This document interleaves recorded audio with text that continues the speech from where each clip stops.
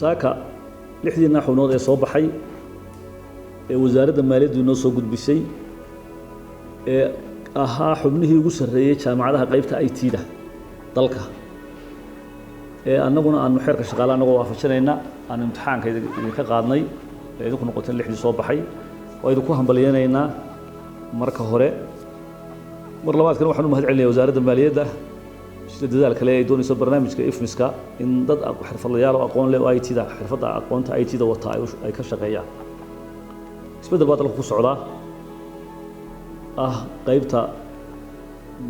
maxaan ku dhahdaa in nidaamka iswada ee casriga ee IT-da lagu shaqeeyo automated-ka qaybun baa ka tiin annana waxaanu soo wadnaa qaybta JRMS-ka oo nidaamka shaqaalaha oo dhan lagu maamuli doono waxaan idinku dardaarmaynaa dadaal badan gelisaan wasaaradda maaliyadda kaalinta idin soo xushay maanta laga bilaabana shaqaalaha dawladda ayaa ka mid tihiin hambalyahan idin leenahay waxaan u mahad celinayaa wasaaradda maaliyadda mas'uuliyiinta nidaamka dib u habeynta maxaan ku dhahaa maaliyadda maxaan ku dhahdaa agaasimaha waaxda xulista iyo dalacsiinta iyo qaab dhismeedyada wasaaradaha dawladda ee hay'adda shaqaalaha marwo ifraax halkan nala fadhida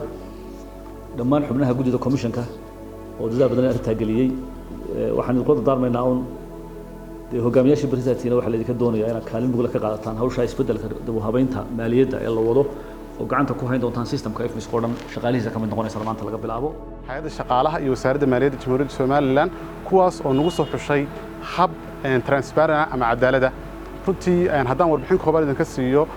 qaabka aan ku helnay shaqada tan ama aan ku soo xushay waxay ahayd qaab cadaalada waxaanu ka kala soconnaa 6 jaamacadood oo ah jaamacadaha waddanka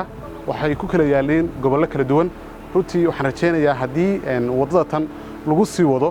oo ay inay noqon doonto barbilow wanaagsan ay u noqon doonto dhammaan dhalinta maanta jaamacadaha ku jirta iyo kuwa waxbaranaysa runtii waxaan rajaynayaa in ay ka qayb qaadan doonto ka hortagga tahriibka iyo mukhaadaraadka bismillaahi raxmaani raxiim marka koowaad ilaahay baa mahad leh marka labaadna hay'adda shaqaalaha iyo wasaaradda maaliyadda sida quruxda badan ay nagu soo xulatay cadaaladda baan ugu mahadnaqayaa marka saddexaad waxaan mahad leh waalidkii